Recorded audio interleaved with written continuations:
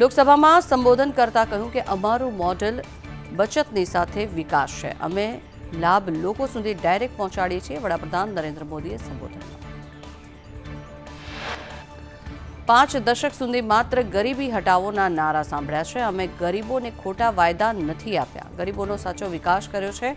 અત્યાર સુધી 4 કરોડ ગરીબોને ઘર મળ્યા છે. અમારું લક્ષ્ય દરેક ઘરે પાણી પહોંચાડવાનું છે. 5 વર્ષમાં 12 કરોડ ઘરમાં નળના કનેક્શન આપવામાં આવ્યા. દેશમાં 12 કરોડથી વધુ શૌચાલય બનાવવામાં આવ્યા. શૌચાલય બનાવી મહિલાઓની સમસ્યા દૂર કરી છે. વડાપ્રધાન મોદીએ વધુમાં કહ્યું કે 40 લાખ કરોડ રૂપિયા લોકોના ખાતામાં સીધા ટ્રાન્સફર કરાયા છે. 10 કરોડ બોગસ લોકોને સરકારી ખજાનાનો લાભ મળતો હતો. પહેલા સરકારી કામમાં 85% ભ્રષ્ટાચાર થતો હતો. વડાપ્રધાને વિપક્ષ પર પ્રહાર કરતા કહ્યું કે નેતાઓ ગરીબોની ઝૂંપડીમાં ફોટો પડાવી મનોરંજન કરે છે. આવા નેતાઓને ગરીબોની વાત બોરિંગ જ લાગે. જવાબદારી હોય તો સમસ્યાના સમાધાન માટે પ્રયાસ કરવો જોઈએ.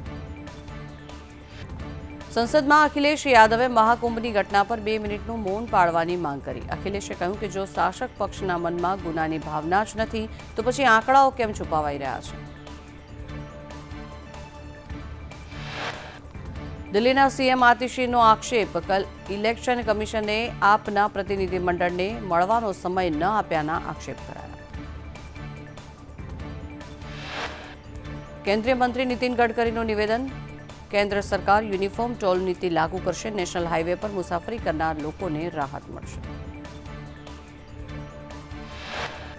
ભારતમાં હાઈવેનું માળખું અમેરિકાની બરોબર પહોંચી ગયું છે. છેલ્લા 10 વર્ષમાં ભારતમાં હાઈવેનું નેટવર્ક મોટું થયું છે. કેન્દ્રીય મંત્રી નીતિન ગડકરીનું નિવેદન.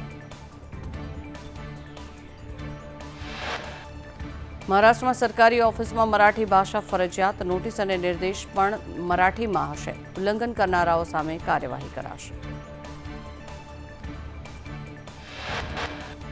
પ્રયાગરાજ એરપોર્ટથી વડાપ્રધાન મોદી ડીપીએસ હેલીપેડ પહોંચી હેલિકોપ્ટર દ્વારા એરેલ ઘાટ પહોંચશે. કાર્યક્રમ મુજબ વડાપ્રધાન એરેલ ઘાટથી હોડી વડે મહાકુંભમાં પહોંચશે. સવારે 11 વાગે પીએમ મહાકુંભમાં પવિત્ર સ્નાન કરશે. ત્યારબાદ વડાપ્રધાન મોદી સાધુ સંતો સાથે મુલાકાત કરી દિલ્હી પરત ફરશે. યુપીના સીએમ યોગી આદિત્યનાથ અને ભૂતાનના રાજા જિગ્મે ખેસર વાંગચુકે પ્રયાગરાજમાં ત્રિવેણી સંગમમાં સ્નાન કર્યું. સાથે જ તેઓએ ગંગાજીની પૂજા પણ કરી.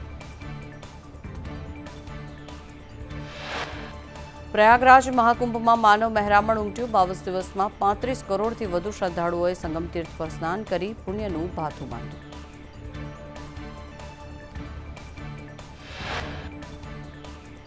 તો ગુજરાતમાં યુનિફોર્મ સિવિલ કોડ લાગુ કરવાની કવાયત. સુપ્રીમના નિવૃત્ત જજ રંજના દેસાઈની અધ્યક્ષતામાં 5 સભ્યોની કમિટી રચાઈ.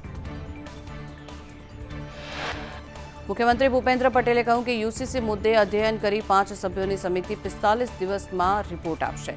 જે આધારે રાજ્ય સરકાર યોગ્ય નિર્ણય કરશે. ગુજરાત પીએમના સંકલ્પને સાકાર કરવા કટિબદ્ધ. યુનિફોર્મ સિવિલ કોડ પર અધ્યયન કરવા માટે રંજના દેસાઈ સાથે પૂર્વ વાઇસ ચાન્સેલર દક્ષેશ ઠાકરનો પણ કમિટીમાં સમાવેશ. સાથે જ પૂર્વ IAS CL Meena, advocate RC Kodekar અને સામાજિક કાર્યકર ગીતા શ્રોફનો પણ સમિતિમાં સમાવેશ. યુસીસી મુદ્દે ગૃહ રાજ્યમંત્રી હર્ષ સંઘવીએ કહ્યું કે યુસીસી માટે કમિટીની રચના કરવામાં આવી છે. 45 દિવસમાં કમિટી સરકારને રિપોર્ટ સોંપશે. તમામ લોકોને સાથે રાખીને રિપોર્ટ તૈયાર કરવામાં આવશે. હર્ષ સંઘવીએ કહ્યું કે કમિટીમાં તમામ સમાજના લોકો છે. કાયદો લાવતા પહેલા તમામ ધર્મના સૂચનો લેવામાં આવશે. બધા લોકોના સૂચનો લેવાયા બાદ જાહેરાત કરાશે.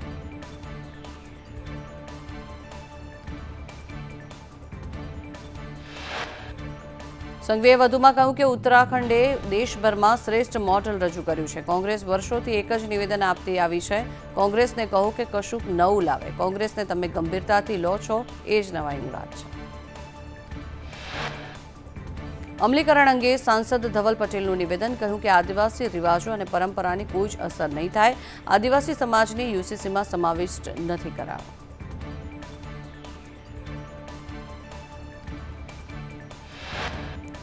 યુસીસીને લઈને કમિટી સભ્ય દક્ષેશ ઠાકરે કહ્યું કે સમાજને ધ્યાને રાખીને ન્યાય માટે મુખ્ય ધ્યેય અભિપ્રાય લઈને 45 દિવસમાં રિપોર્ટ સોંપવામાં આવશે. હું શિક્ષણ અને સમાજ સાથે સંકળાયેલો છું.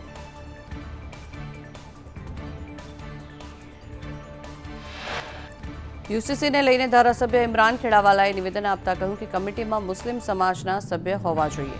મૌલાનાઓ અને તજજ્ઞો પણ રજૂઆત કરશે. કમિટીમાં મુસદ્દો શું હશે તે સરકાર જાહેર કરશે.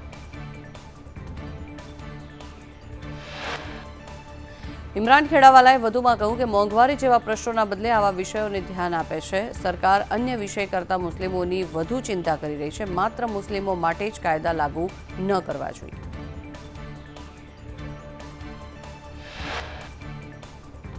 યુસીસી મુદ્દે આપ પ્રમુખ ઈસુદાન ગઢવીએ કહ્યું કે યુસીસીથી આદિવાસી લોકોને પરેશાન થવાનું ષડયંત્ર છે. આદિવાસી સંસ્કૃતિનો નાશ થઈ જશે. અમે યુસીસીનો વિરોધ કરીશું.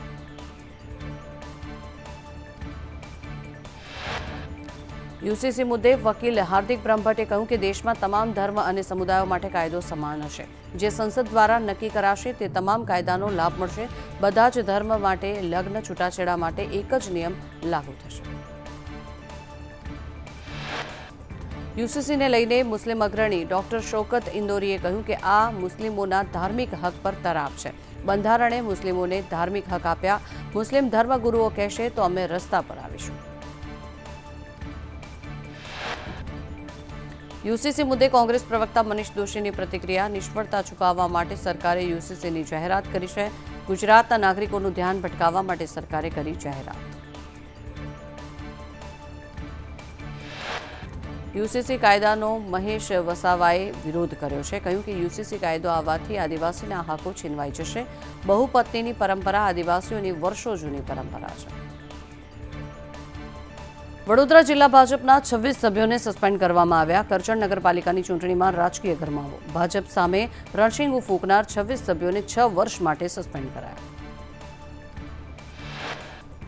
જૂનાગઢમાં કોંગ્રેસનો ભાજપ ધમકી આપતા હોવાના આક્ષેપ. ઉમેદવારોને ફોર્મ પરત ખેંચવા માટે ભાજપે રૂપિયાની ઓફર કરી હોવાના પણ આક્ષેપ કરવામાં આવ્યા. કોંગ્રેસના ઉમેદવારોને પોલીસ સુરક્ષા પૂરી પાડવા માંગ કરાઈ. જૂનાગઢની બાંજવા નગરપાલિકામાં ભાજપનો ભગવો લહેરાયો. 24માંથી 15 બેઠક પર ભાજપના ઉમેદવાર બિનહરીફ. કોંગ્રેસના 15 ઉમેદવારે ફોર્મ પાછા ખેંચ્યા.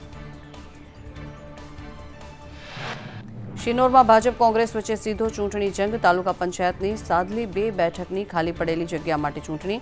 3 ફોર્મમાંથી 1 ફોર્મ રિજેક્ટ થતા સીધો જંગ.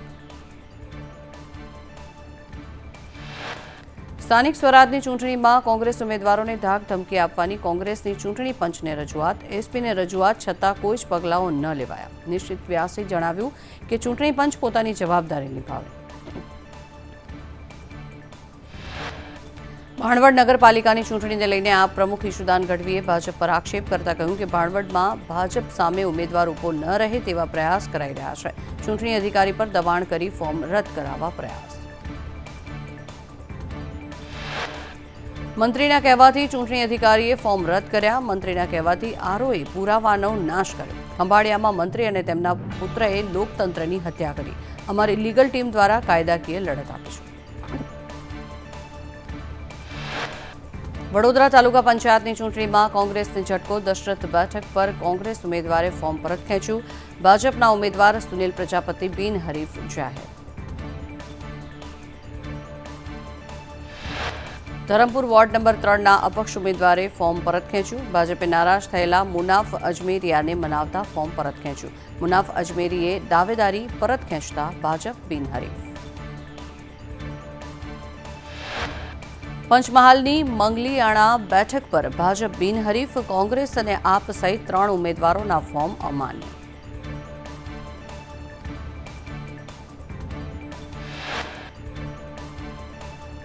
અમરેલી લેટરકાર્ડ મુદ્દે સામાજિક કાર્યકર નાથાલાલનો મોટો ધડાકો. કહ્યું નારણ કાછડિયા લેટરકાર્ડના સર્જનહાર છે.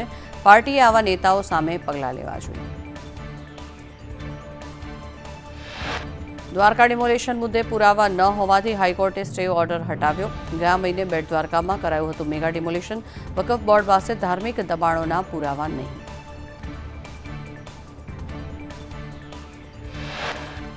ડભોઈની વિમલ સોસાયટીમાં ગેરકાયદેસર દબાણ દૂર કરવામાં આવ્યા. પાલિકા પ્રમુખ દબાણ દૂર કરવા પહોંચતા રહીશોનો વિરોધ. સોસાયટીમાં 10 મકાન માલિકોએ કર્યું છે ગેરકાયદેસર બાંધકામ. પાલનપુર મટન માર્કેટમાં પાલિકાની દબાણ હટાવો ઝુંબેશ. ગેરકાયદેસર દબાણો પર ફર્યું બુલડોઝર. રાજકોટ મોરબી રોડ પર ગેરકાયદેસર દબાણો હટાવવામાં આવ્યા. અંદાજે 40 કરોડની સરકારી જમીન ખુલ્લી કરવામાં આવી. ગ્રીનલેન્ડ ચોકડી નજીક સરકારી જગ્યા પર દબાણો દૂર કરાયા. મહેસાણા જિલ્લાના કડીના ધારાસભ્ય કરશન સોલંકીનું નિધન થયું. લાંબા સમયની બીમારી બાદ નિવાસસ્થાને જ લીધા અંતિમ શ્વાસ.